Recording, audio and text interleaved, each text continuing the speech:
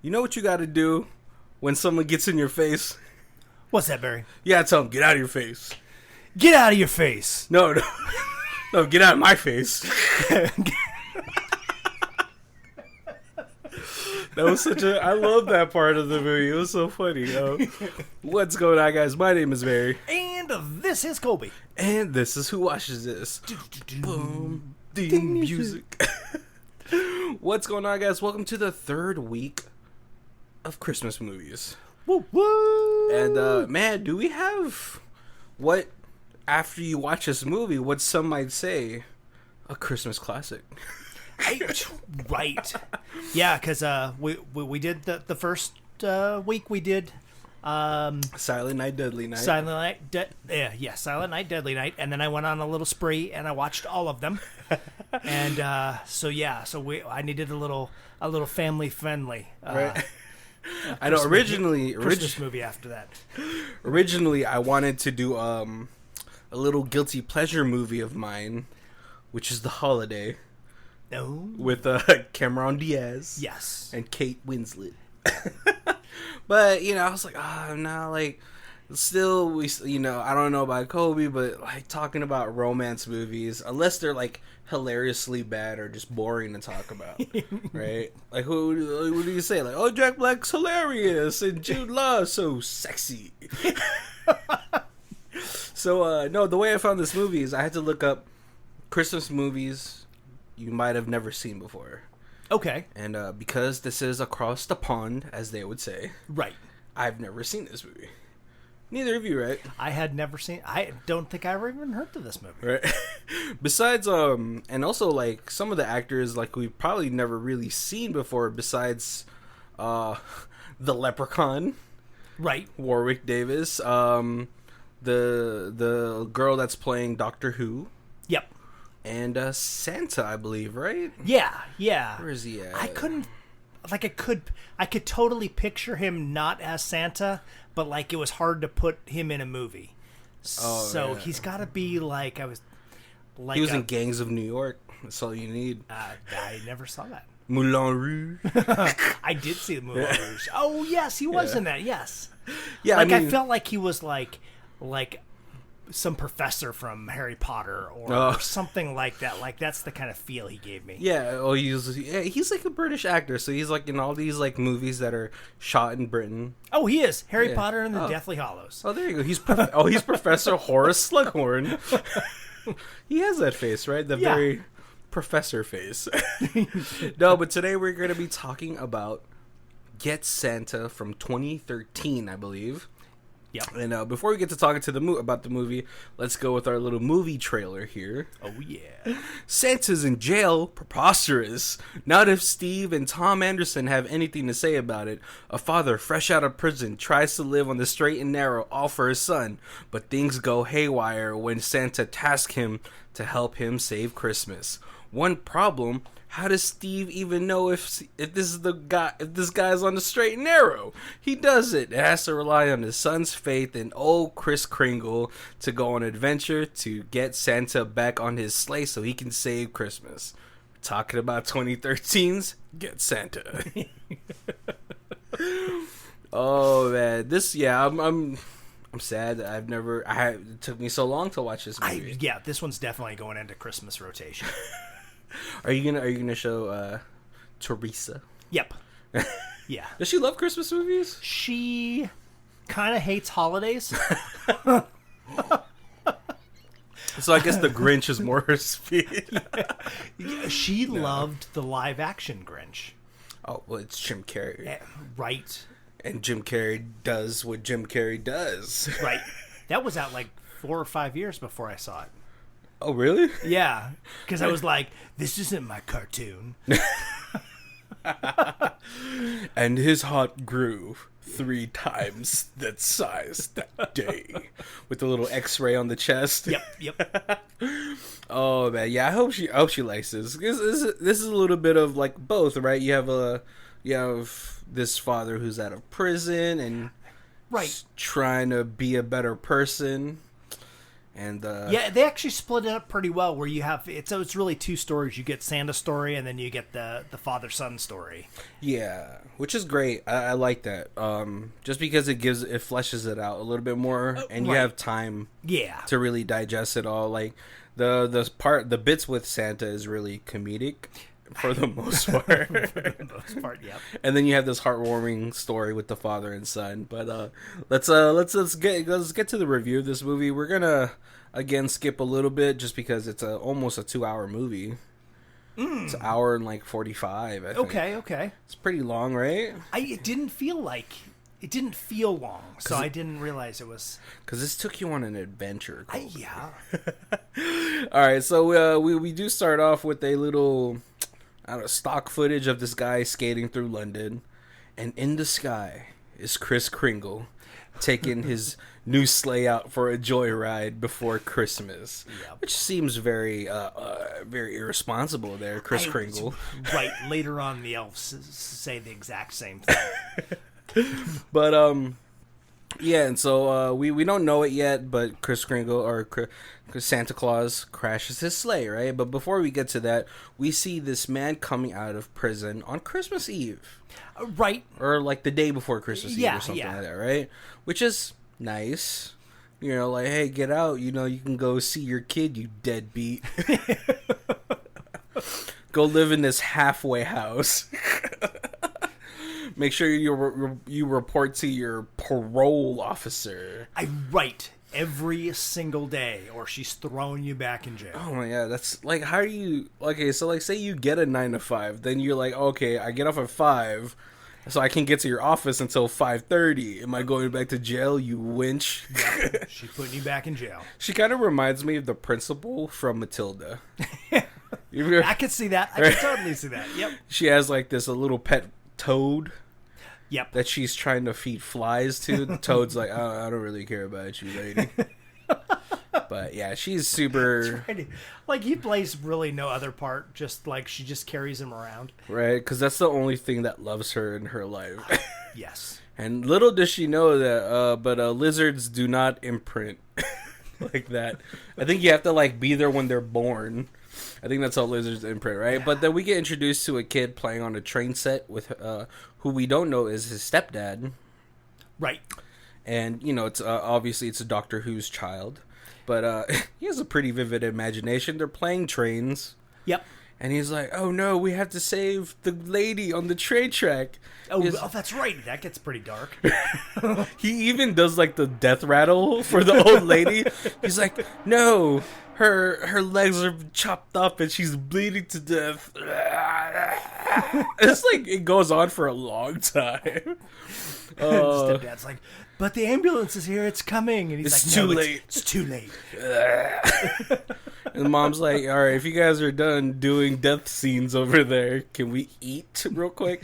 And then we get a call from Steve saying like, hey, can I stop by to see Sam or to see Tom? Which, you know, I think we understand. Like, at least they're pretty civil about it. They are, yeah. She's just kind of like, no, you can't just call him and just show up. Yeah, and then he's pretty like, he's under, what's it called? Like, very understandable. Right. About the situation. He knows he messed up. He's, you know, he was a getaway driver, we learn. Yeah. Because he gets accused for stealing. He's like, technically I didn't steal. I drove away from the stealing. And so, yeah. And you get the idea that he's not very reliable because the son overhears the phone call and he's like, Dad, why can't Dad come? And he's like, well, because we don't have anything going on tomorrow, so he can come and play with you tomorrow. And he's like, well, he said he wanted to come today. What if he can't make it tomorrow? And he's like, well, Dad doesn't have anything to do. He just got out of prison. He's like, well, you know, Dad, he probably won't be able to come tomorrow. Which, man, is a very sad lack of faith from your own child, right? But if you keep messing up, that's probably understandable. So he writes to Santa. He says, Santa, can you help my dad not let me down anymore? Yep. Oh man, this kid is packed filled with father issues. But then we see the letter shoot up into the what's it called, the chimney, right? Yep. And into the shed in the backyard. So you're like, what's going on with there? But so he wakes up later. he catches his mom and his stepdad making out, and he's like, ugh. But then he hears something in the shed, and when he goes into the shed, there's a man dressed in Santa's clothing with the letter in hand. Yep. It's just kind of taking a little nap. Little power nap, you know. Even Santa needs that. But he gets startled awake, and he talks to Tom, and he's like, "I'm Santa." So what does Tom do? He calls his dad, right? And he's like, "Dad, there's a man in the shed. There's a man in the shed. He's gonna show me his plans." Oh, it's so weird. And Dad's like, "You go inside and tell your mom, get away from the strange man." Right. And he's like, "No, this is Santa. It really is. I can't tell Mom." That's a little joke for the adults. This portion of the movie. But no, yeah. So what's it called? Steve. He rushes over there in this beat up looking Winnebago. Right, his old shaggin' wagon. Right, I mean, obviously, I think that's where Tom was conceived in, was that little family wagon over there. Right. Yep. But Steve rushes into the back. He accosts the man who's claiming to be Santa Claus. But yeah, it's hard, this he's so jolly. Right, and he's like, "You don't get mad at me. You know who I am. Look at me. You've met me before, Steve. That shooting star back when you were 7. But no, he tells Santa to get out of here. Toby catches Steve in the shed, and is actually very cool about it. Yeah, very solid guy, right? Like, usually the relationship between the stepdad and the real father is kind of very murky. Right. But, Toby is a solid dude. He knows where he's at. Right. Yep. Right. And I think I've never been in that situation, but I feel like that's the standpoint that's the point. That's where I would stand. Right. I was like, I can't keep the real father from the son. Right. Yeah. Right. But it's also one of those things. He could have been like, your ex-husband is out here in the shed, and then Mom would have gone apes. And, been like, "No, you don't get to see him." And, but right. by just being like, no, it's nothing. Just a cat. It's just a cat out here. Solid guy. Yeah. And what's it called? Steve nods in respect, like, thanks. Right. Man. Yeah. All right. And so everyone calls it a night. But you know who doesn't call it a night? Santa. He's got to go rescue his reindeers. Right. And man, Santa climbs this wall with these spikes, like these razor blades on top, or like buzzsaw. I think that it's like the reindeer got rounded up by because they're just roaming around London, dog catchers or whatever. Right. So they're kind of like in the pound. Yeah. And so Santa tries to break them out by making some sort of like lever situation, like a teeter-totter thing. He's gonna jump on one side and kind of get launch the reindeer, but we see it on the CCTV, and he breaks the plank. So the police arrest him. Santa gets thrown into jail. Everyone's making fun of him because he looks like Santa, and they're like, "Oh, what's my gift for Christmas this year? Why don't you sit on my lap?" Yeah, prison might be tough place if you looked and acted like Santa, right? But no. So Steven picks up Tom the next morning, but before Tom gets into the car, he's like, "If you don't take me to Santa, I'm not going with you." He's understanding negotiations. This kid might become a great businessman one day. Right. And Dad's like, "Sure, jump in." As soon as the kid gets in, he's like, "We'll go to the mall." And the kid's like, "Nope, not that Santa." Yeah, the real Santa, the one in prison. Yeah, he's like, "Let's go to Harrods." It's like their Neiman Marcus. Yeah. Yeah, I've been there before. I still got the green tote bag that you can get from there. It's awesome. This lasted me like 12 years. So he's like, "Oh, I can't take you to the prison, dude. Like, come on, let's just go to the mall.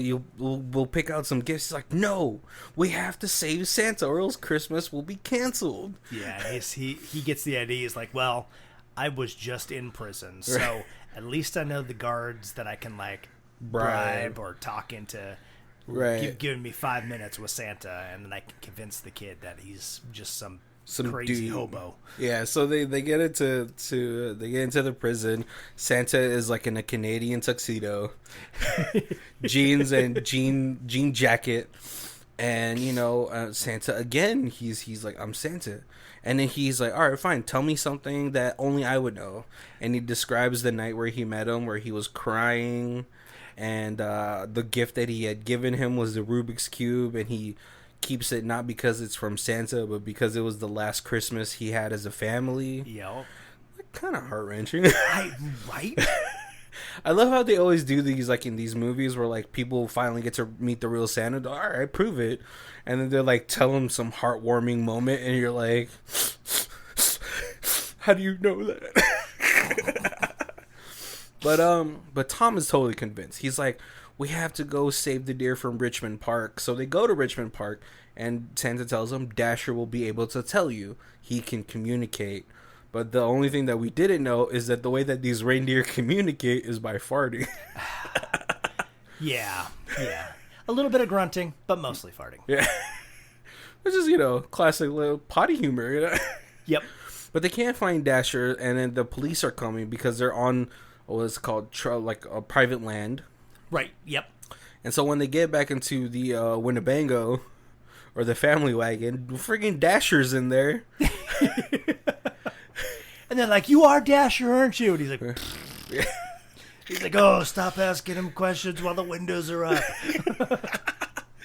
Yeah, so they find out that Dasher's going to be able to lead them to the sleigh. So when they get to the sleigh, but before that, right, Santa is making friends with the barber. Oh, right, because Dad's like, hey, the one guy here that you can trust is the barber. So go talk to him and let him know that you're friends with me, and he'll cover for you. Yeah.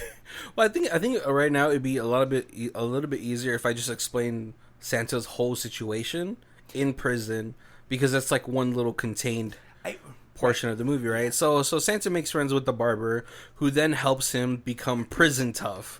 And so as he's living in prison, he gets he's like, oh, you can't cut my lucky beard. Yeah.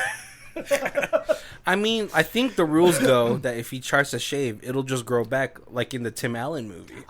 Possibly. But no, it's cool because the barber is trying to teach him how to be prison tough.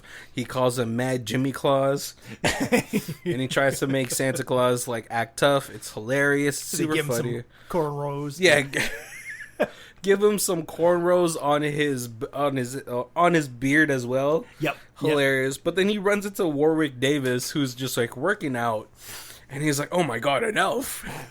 And he sings like a little elf song. He's like, I know a song that no elf can resist. And then Warwick Davis, being the much bigger man, is like, you know who are the smallest people? Bullies. And walks. But then Santa gets roped into playing Santa for the families that are coming to visit in prison. Right, and then he's able to help with the decorations, like super fancy. Yeah, kind of a little almost like Elf. Yeah, Will Ferrell and Elf, where he makes all of, like the paper, snowflakes and stuff super fast, and he paints all the toys that everybody. One guy even comes with a gun. He's like, no. He does all the gingerbread houses. Yep. So everyone's like really happy because this guy's like helping them, with their families. Yeah. Trying to make this visit as bearable as possible, right? And even Warwick Davis is looking at him, and he's like, wow, like, all right, he's a solid guy, right? And then Santa is able to prove himself because when he stands next to the window, all these letters come flying. Yeah. And he's like, well, I am who you see, Santa Claus. And then he gives everybody a little rundown of their whole life. And probably like one of the parts of their life that they really look back to, and it's like, that was a happy moment. And so everyone kind of believes he's Santa, right? But let's get back. So the main story though is with Tom and Steve. Yeah. And so Steve goes to the sleigh. He accidentally lets go of all the magic dust. Right, just a little compartment, little like gas tank of magic dust. Steve's like, it's empty. It's like on the floor already. Which I was kind of like, couldn't you just like scoop it back up and put it back in? Right, but I don't know how much magic dust there was, how much they need. Yeah, so. Just like just take the top layer, like spray. But no, he finds in the glove compartment a manual. Yes. He's like, if all else fails, and then Tom is able to see that we're supposed to go to Suffolk, a tower in Suffolk. Right. Which while all this is happening, freaking the parole officer is like, you're gonna go to jail because you missed the appointment with me. She's like pretty fucking right, evil because he basically, he's like, you know what, I gotta do the right thing. I gotta call my parole officer and ask that if I can come to my appointment later because we're trying to help Santa. Because the kid's like, yeah, you can't go. Yeah. You can't go and drop me off and go to your parole officer. We have to save Christmas. So he calls up and she's like, hell to the no. Yeah, she's fucking evil, dude. She is miserable, so she wants to make all of her parolees as miserable as she, right? Yep. Because, like, as all this is happening, they're actually finding out a lot of things that are happening, right? Especially with Santa Claus, who they think is a man from 20 years ago named Harry Mitchell, who looks the same. Yeah. Who got caught sliding down a chimney and then got arrested, right? But somehow escaped, and so they assume it's the same person, even though he looks exactly the same 20 years later. There's a huge difference between 43 and 63. Right? Yeah. Mainly the wrinkle, the wisdom in your eyes, Yeah, so that's so ridiculous, right? But they find the manual, so they have to travel to Suffolk. But before they can get there, their car breaks down, and so a police officer comes by and he's like, "Oh, what's going on? Looks like you guys blew a gasket."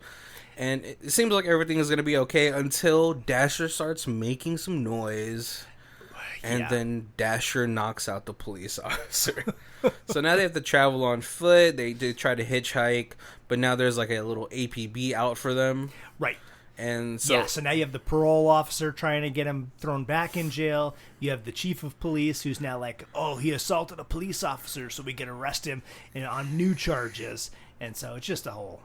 yeah, it is piling down on him, right? And so as they're trying to hitchhike, they finally are able to hitch a ride. But then they kind of trick the guy because then it's only them two. And then as they start walking up to it, they bring the reindeer. And he's like, oh, my God, what? No. So when they get into town, they're like, oh, hey, there's the van that did, or there's the truck that didn't pick us up. But we don't know where he's at. So whatever. And they try to get away in disguises. And the truck driver actually sees them on the TV. Right. And something resides with him or something like that, right? Right, because it's about it's like his father is wanted by police for trying to prove that Santa is real to his son.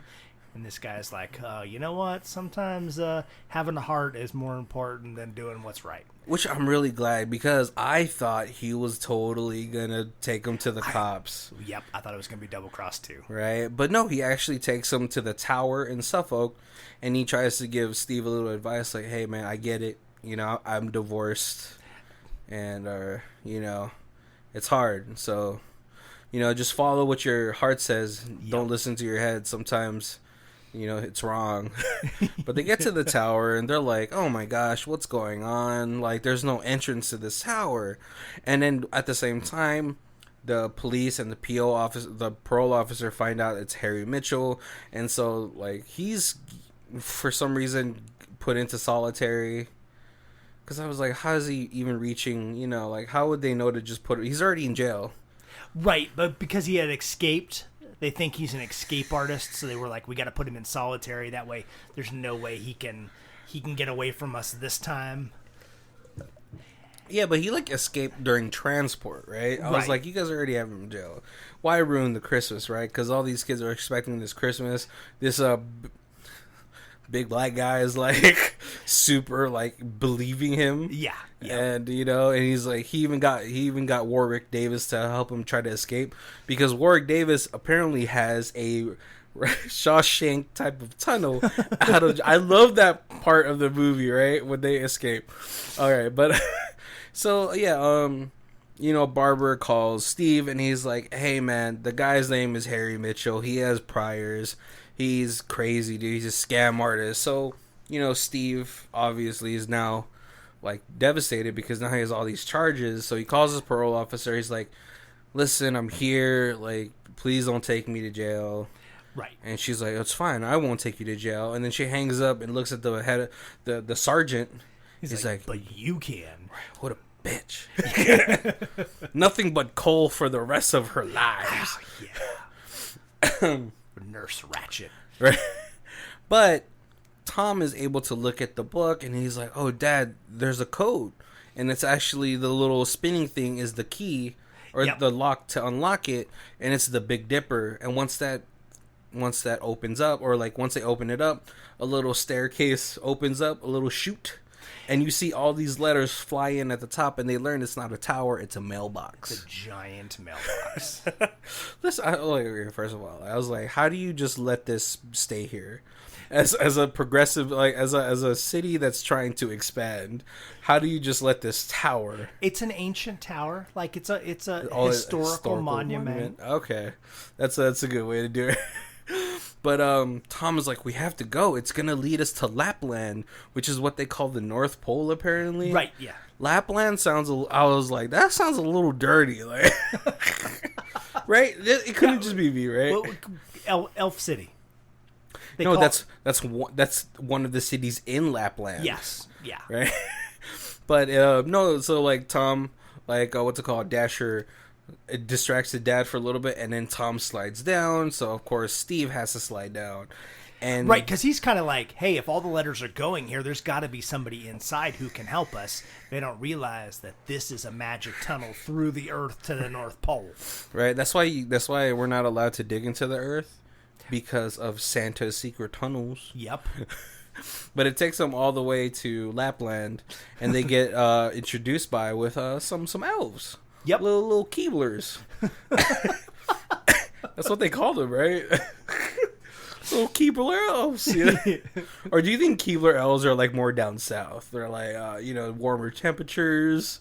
Oh, yeah, I think probably. I never see any snow in the Keebler commercials. Yeah. Do you think they beef like, oh, you make toys. We make delicious cookies that give Americans diabetes. But they're and all right. So at this point, Steve is all eggs in this basket. It's real. Yep. Elf City. There's a bunch of like elves and reindeer walking around. So they hatch a plan to prison break Santa out of there. Right. Yep. Right. Meanwhile, Santa is gonna get prison broke by the leprechaun. Yeah. It's just one mythical figure helping out another mythical figure. Right, yeah, like that. Like, I felt like the elf is just kind of like, hey, you know what? You take me to Elf City, and I'll get you out of prison. Right. That way, I don't have to worry about the cops, and you don't have to worry about the cops. I know. I was really glad that at the end, Warwick Davis went with Santa Claus. Yeah, me too. Because I was like, dude, there's no way they're gonna throw him back in prison. Like, right. Yep. But no, and so what's it called? Steve convinces the elves to let him fly the old sleigh. Right. And we have retired old Prancer, eyes looking a little glossier for my liking. And like a horn and a half? No, he has 3 teeth. Yeah, he does have a horn and a half, I was like, dude, put that guy down. And then my favorite part is they're like, well, you're breaking Santa out of prison. Oh. Who's going to get the reindeer? And they're like, oh, Otis will. Oswald. Yeah. Oswald will. Yeah. And Oswald's like the friendly neighborhood squirrel. Yeah. I think that's the squirrel from Norse mythology, Well, I forgot Ratatasker. But no, it's cool. I like the their little explanation of what the Northern Lights are. It's magic that the reindeer can gallop on. Right, yep. And, and at this part, they go to save Santa, right? We have Santa's bag of awesome tools. Yes. He has a little gadget that Tom uses that shuts down all the lights. Right. He's got a little like a little wrist brace that's got a little lock pick on it that'll Oh, man, let that you is cool. grab a doorknob and it picks the lock for you. That is, man, if Steve didn't go in the straight and narrow, that's definitely one I try to pocket. Right, yeah, you better not lose that in the person. No, but he gives it back. Of course. Right. But hey, we see Steve actually use one of the little slinkies that expands a Right. chimney, right? It was awesome. So as they're trying to they break into the prison and they're trying to break Santa out. Santa actually gets by Warwick Davis. He's like, come to the gym and we'll take care of him and we can sneak out of here. Yep. And so there's this fight between Warwick Davis and the cop. And Warwick Davis is like, dude, help me. I'm a freaking little person. And Santa, he can't. He doesn't want to hurt anybody, right? Right. Because in this one, we learned that Santa, born in Lapland, was taught that there's poverty all over the world, and he wants to give every child a gift for Christmas. Yeah. And so he's a very soft-hearted person. But the guard goes to say, I hate Christmas. If it was up to me, I'd cancel all holidays. And it's probably the most mad Santa's ever been. And we actually find out that they get out of here Shawshank style with the tunnel, except it doesn't lead to the poop chute, thank God, right? Oh, right. Yeah. But when Steve and Tom are like, where is he? They're like, I forgot how they do it, but the letter. The letter pops through. Oh, right, because they're like, hey, we don't know where Santa went. And they're like, hey, if we write a letter, the letter will follow Santa. Right, and then I love the part where Tom, his kid, is looking at the poster, and he puts his finger in there a little bit, because that's what they did in Shawshank, right? Right, yep. And so they actually meet up with Tom and Tom's mom, Steve's ex-wife, and Toby. And they all get in this little Audi, and they're like, "Try, you have to go to the park. That's where the sleigh is at." And they're like, "What? I'm not going We're not going anywhere." But Toby's like, "Nope, just pedal to the metal." They shoot. They start going. What's it called? They're getting chased by cops. But then Santa has like a little gun in there. Yeah, they're like, you can't shoot at the cops. It's like, oh no, it's okay. It's just pellets. Super sticky, smelly pellets. He's like, I use it sometimes to stick onto the roofs. I was like, oh my God, there's poop on everybody's roof. and Santa is shooting cops with poop.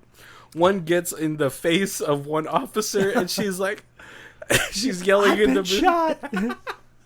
They're like, oh my God, are you okay? And she's like, it's poop. And it's like, it's okay. It happens to the best of us. We'll be there. We'll be fine, right? But they get to the park, and Santa is finally able to, get the sleigh ready. He puts the magic. Steven puts the magic dust in the tray. Yep. And and all the cops show up at the same time. The sergeant and the parole officer are like, ha ha ha, where are you gonna go? Wow, this is a really elaborate plan. And Santa stands up and he's like, I just wanted to be known entire. I didn't even know you could use that word like that at the end of a sentence. That Steven Anderson and Tom Anderson are who saved Christmas. And they're like, ha, ha, ha, ha, ha.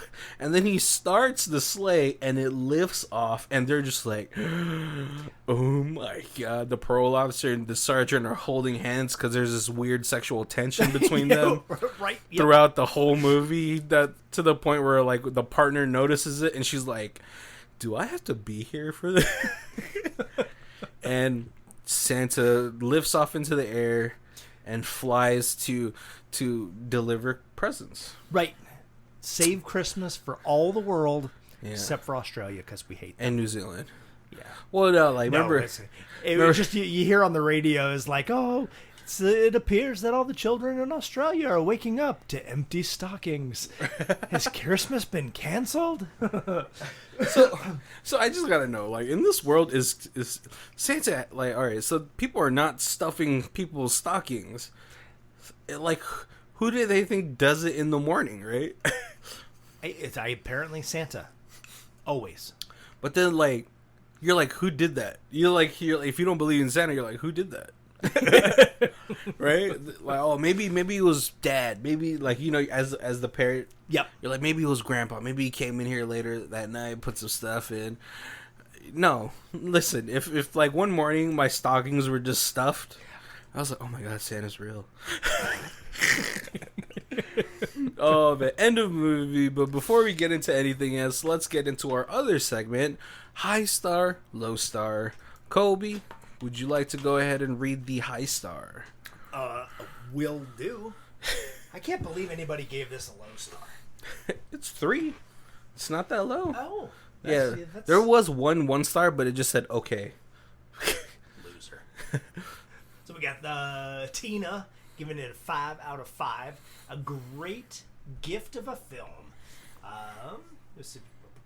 I'm not sure why this movie isn't talked about more, because it is amazing. I bought it because I'm a little bit of an Angiophile, and I love Jodie Whittaker. I was not disappointed whatsoever. This is such a good, a feel-good, comforting Christmas movie in all the best ways. But it gets better. It's also surprisingly hilarious as well. The actors are fantastic, and there were moments in the film that had me in tears. I won't go into details as not to ruin it. Trust me, you will need to watch this film. It will become a favorite quickly. True that. I totally agree, because it was like 2 times where I was like, oh, my eyes seem so moist. Oh, did it get you when he was talking to the prisoners? I was like, oh my god, I would tear up too. Yep. So we have Einsatz, 3 out of 5 stars. Ho ho hum. If you like a lot of fart jokes and Santa who ends up in prison, you'll love this movie. Santa, played by Jim Broadbent, gets bumped off course and found a boy who asks his ex-con dad to help save Santa in Christmas. For the most part, the film runs the course of no one believing this is really Santa Claus. The fantasy elements that would persuade you otherwise appear very late in the film. In between, there's a lot of snide, fairly rude humor. What? Really? No. There's a prison break and probably the elf thing. There's a prison break and a chase sequence requiring Santa to shoot deer poo pellets at the police. If you like non-kid friendly holiday flicks on the salty side, you're welcome to it. I would definitely show this to I'm like, not to like 4-year-olds, but like 5, 6, 8-year-olds. I think every kid would love this. And reindeers farting. What, at least boys, what little boy isn't going to think that's the funniest thing in the whole world? Yeah, this movie is so, it's funnier than I thought it was going to be. Right? And it's the moments with Santa in prison. When he comes out with the cornrows, yeah, and they start playing Ice Cube. Yeah. Oh no, they're playing NWA's. Yeah. You know, end with attitude. Yeah. I was cracking up. Oh man. And then and he totally breaks character the moment he sees Warwick Davis. And he's like, oh, an elf. Hello, little elf. And Warwick Davis is like, I'm not an elf, man.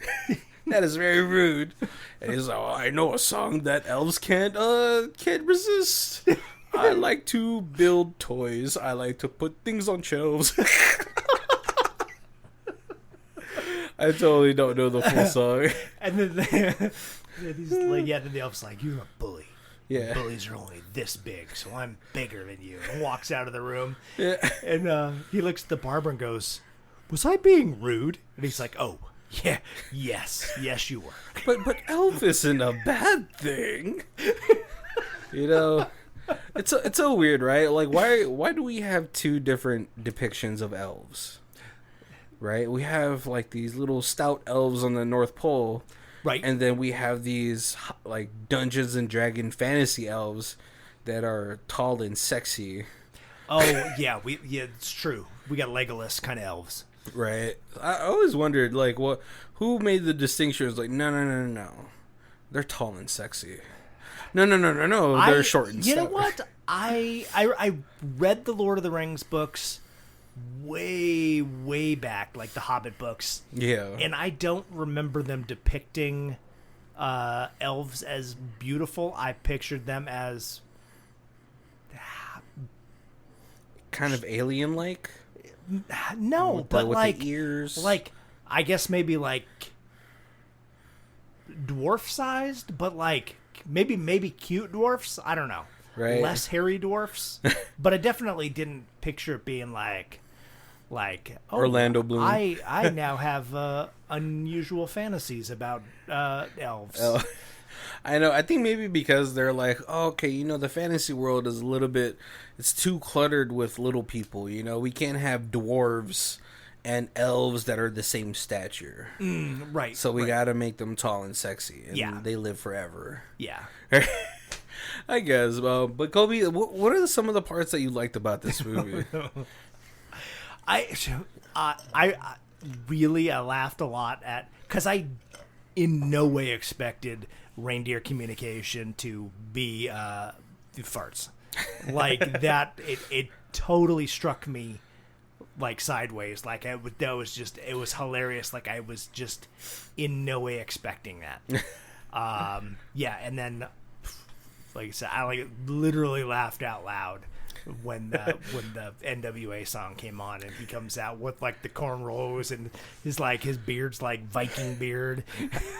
It's awesome. It's so great. And there's plenty, feel like there's plenty of like heartwarming moments in here. We have like the son airing out his grievances with Steven. Right. He doesn't even call his dad, he calls him Steve. Yeah. And Steve is like, it wouldn't hurt you to call me dad. And basically he replies like, I will when you start acting like one. Right. Yep. It's a smart kid. It's a little smart mouth, Just a little slap. No, I was kidding. But yeah, and so like that I think that was probably one of the best parts of the film, is just watching these two kind of grow together. Because Yeah. Because at the end, like one of the things that Santa can't do obviously is like with people. They can't bring people back from the dead.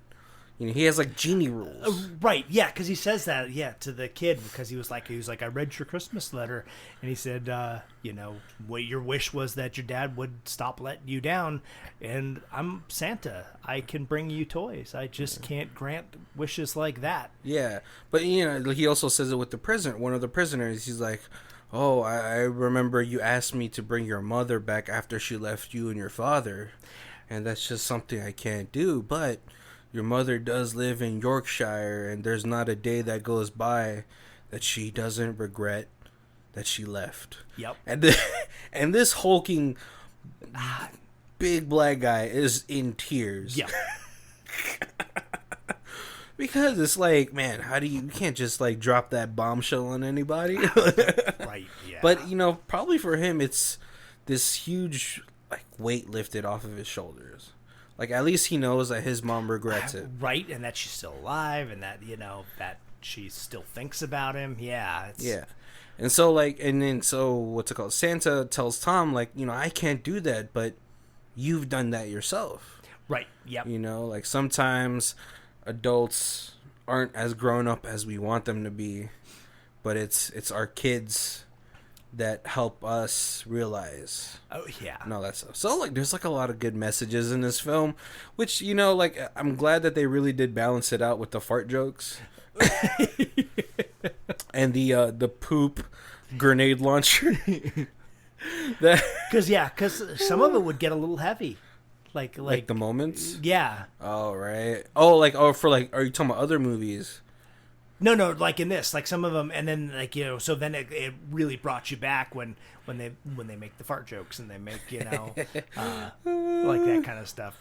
Yeah. So man, so like this, like as I was watching this, I was like, man, this is a really great flick. There's like a great relationship between the dad actor and the son. Right, and even though they make this Santa a little more silly than jolly, I thought he did a great job. I want this Santa. Yeah. Well, yeah, I like the fact that, like, you know, like in other Santa movies that we get, Santa is pretty magical. Right, yeah. You know, like when he has to jump into a chimney, it already expands for him. Yeah. In this one, Santa has like a whole bunch of gadgets. He's clumsy at times. Oh, definitely. Like when he first tried to break into the animal shelter, he was trying to go up the drain pipe and it breaks. And he's like, oh my gosh.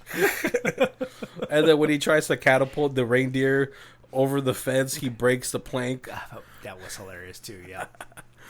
But, you know, I was just like, I really, like, I was in prison. I was like, oh man, come on, he has to have some powers. But, you know, but like we also don't know what the rules are for Santa in this world. That's true, yeah. But I guess he's been doing it for a long time. Right, yeah, and that is kind of like that painting toys and, you know, cutting out snowflakes.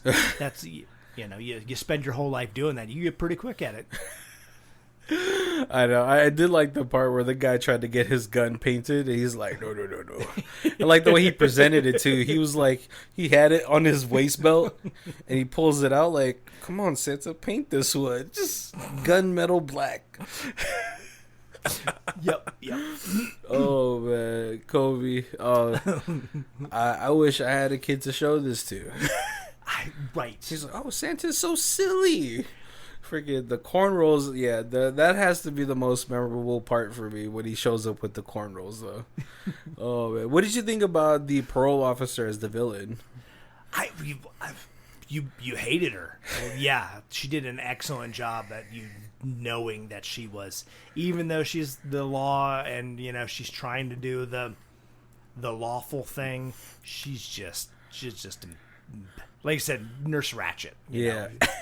Yeah, because I mean, like, I guess, you know, after a while, if you've done a job for so long, it becomes almost like systematic to you. Right, yeah. Like, everyone is just a number. Like, they all say that they won't do it again. They all say they changed. They don't. Oh, right, because she even called him on that when he was like, yeah, no, I went to prison. I'm not doing that again. She's like, yeah. It says every other parolee.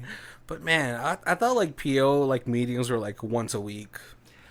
At the most. Right. Yeah, when she was like every day, I was like, oh, he is on a tight leash. Right. Like how long do you have to do that for? 3 months, 6 months, depending on your sentence, right? Right. And it's just like, oh man, how do I make time to come see this miserable old bag? You know. And when she's being all mean and she's eating that little meat pie and the fly lands on it and then she sticks the fly in her mouth and he's all like, do I, like, you could see his face is like, do I say something? And then she's like, why are you still sitting here? Well, and he was like, no, I think she knows that there's a fly in her mouth. Once it went in her mouth, she did. But then she's not going to be like, scream and spit it out. Nah, it's gross. I'd scream and spit it out. That's fucking disgusting. She really powered through that and swallowed that fly alive. Yeah. I feel like, I was like, you should at least bite into it, because like if you're swallowing it, you could probably feel it move down your esophagus. It's like, yeah. You gotta follow with some more food so it doesn't find its way back up. Oh. Come out like from like how they do from dead corpses, like through her nose. It's all slimy, and it like when it tries to like opens up its wings, you have that little slime string. Yeah. Yeah. Oh yeah, she did not like that she saw him in that. He saw her in that moment. Right. It was disgusting. Yeah, I also like the dynamics between the sergeant and the partner. Because the sergeant looks like he's a little bit of a tryhard. Right, and the partner's like, can we stop? Like, we should probably get back on the road. Or like when they're flirting in the office, she's like, oh my god, this is uncomfortable. I've never been in that situation where like two people are having the tensest sexual tension. Like awkward flirting. Yeah. I'm I'm 33 years old, and I'm glad I've never been in there, and I don't want to ever be in that situation. Yeah. Right. That's why if I ever have kids, it's like, no, I don't want to meet your boyfriend. There's gonna be a lot of weird sexual tension in there. You're 16. I know what 16-year-olds want to do all the time. You guys are sitting across from each other, no under the table hanky panky. It just pops into my head.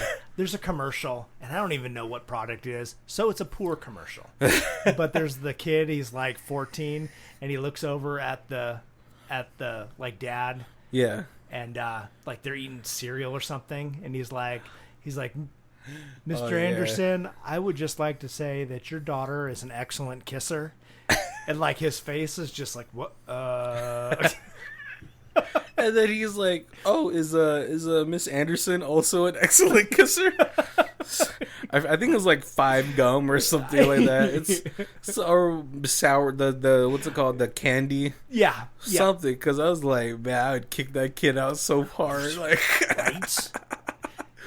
Oh man, but yeah, this definitely, if it's not, it should be on your list, right? Oh yeah, this is a must see. Right. So if this is the first time you guys are joining us, thank you. But we do our reviews in 4 sections. We have Stream It, DVD, Blu-ray, and Ultimate Box Collection, which I feel like you could throw in 2 other like movies around this situation, like this type of genre of Christmas movies. Right. Yeah. Right. Like Santa's Escaped or something. Well, not Escape, but like Ernest Saves Christmas. Yeah, like Ernest. Well, it's hard because like that already probably has its own box set. That's true. Ernest that would be the Ghost Ernest collections. Yeah. But Colby, where you at? I'm definitely gonna go pick this up on Blu-ray. Yeah, it's easy. This was a lot of fun. All right, this is easy. This is an easy Blu-ray pickup. It's like it's new enough to where like it could the quality could get better or whatever, or like maybe there's like a little comic in the back. And it's the producer is Ridley Scott. What? Alien, Prometheus. Ridley Scott helped produce this film. Yes. That is fucking brilliant. Yeah, you kind of go. I went and I was like, I saw the name on the credits, and I was like, that name sounds so familiar. I know that name, but I never connect him to a movie like this. So Wait. I had to look it up, and I was like, holy crap, it's the same guy. That's Dude. and like everything is like sci-fi horror, and then Yeah. there's like this one family-friendly Christmas movie. Wait, are you saying that this and the Aliens universe, this takes place in the Aliens universe? I believe that makes them the same universe. That would be amazing. That'd be like Christmas it's called Santa Saves Christmas from Aliens. And he's just there with a shotgun killing xenomorphs left and right. Oh, dude, that would be an A-class crossover. Like Santa Saves Christmas. And then no, this is how it goes, right? Santa's delivering, right? He's in space because that's how he gets around fast, right? But then all of a sudden he gets knocked out of orbit and lands on a planet, and right next to him, all you see is dreadlocks. Right? He is also stranded on this planet, and it's Santa and the Predator must escape planet Alien. So on the cover you see back to back Santa Claus and a freaking Predator just fighting xenomorphs. I at least see a comic book made out of that. Oh my gosh, that'd be amazing just to see a Predator and Santa Claus back to back. Like the Predator gives Santa Claus like the shoulder cannon because he recognizes his magical aura. Oh, that would be a crossover for the centuries right there. Yeah. All right, guys. Well, hope you guys enjoyed this week's episode. Hope you enjoyed this week's movie. And hope you guys are having a wonderful holiday season. Right. I hope it's not getting too stressful. I know for some of you guys, families coming into town. The house is getting a little bit cramped. Yup. You know, the parents-in-laws are complaining about the rump roast, or I don't know what people eat on Christmas, like white people. Like, to me, really, Christmas dinner is kind of just a copy of Thanksgiving dinner. It's is it? really pretty similar. Oh, see, that's wild, because I think for, at least for my family, it's been Chinese food. But Christmas morning is always Pillsbury cinnamon rolls. Oh, really? Oh, that's like a thing that you've always had? Since I was like a little kid. Now do you just make them yourselves? Yep. You like have it with Teresa? Are you like usually with Teresa during the holidays? Uh-huh. Okay. Yeah, because I was like, man, you can't have that by yourself. That's just too many cinnamon rolls. Make cinnamon rolls, and then you have like the green and red Christmas sugar cookie like sprinkle, and you sprinkle it on top, and it makes it like festive and Christmassy. How many is that? Like 12 per pan? Eight comes in a roll, and so if it's just two of us, then obviously only one roll. If there's if we got family or something, then we'll make like two rolls. Yeah. I think the last time I did that, I actually mixed it up. So I got the cinnamon roll thing from the Pillsbury because I'm too lazy to make my own dough. Right. But then I as I rolled it, I was actually putting like marshmallow, graham cracker like crumble, and then the chocolate. You fancied it up good. It was a cinnamon roll s'more. And just a little cheat out there for anybody who just is like, I cannot wait the 15, 18 minutes it takes to cook. If you have a waffle maker, you could throw like 4 cinnamon rolls in a waffle maker, close it. It's like 30 seconds that the sucker's done, and they are delish. And this is why America is leading in obesity rates, right, guys? Like, I don't think in any other country do we not lead in diabetes and obesity. We just love to explore we love to really mess with our food. Like, I wonder what like other countries will be like. Oh my! I think there's a video, right? A little side note before we end the video. I think there's like a video of like other kids or other people trying out an American breakfast, and they're like, they give them pancakes, waffles. They're like, oh my god, this is so much sugar in the morning. They're like, how do you not go back to sleep after eating this? Like. Breakfast, right. They're like, breakfast should be light. It should be something to, jumpstart your stomach, Yeah. And it's, after I watched it, I was like, fuck, that's so true. Like, I don't even, I love pancakes. I love waffles. Yeah. But I think I eat those, like, now, like, I eat them, like, for dinner or, like, for lunch or something like that. Because I feel so groggy afterwards. Right, yeah, and it's not even, you don't even get any eggs, no protein, anything. It's just all carbs and sugar. Yeah, unless you want to be what I think me and my friend used to do, we would make pancakes, right? First we would fry bacon. Fry some bacon, right? And then you put the pancake, and then you put the bacon inside of the batter. Oh.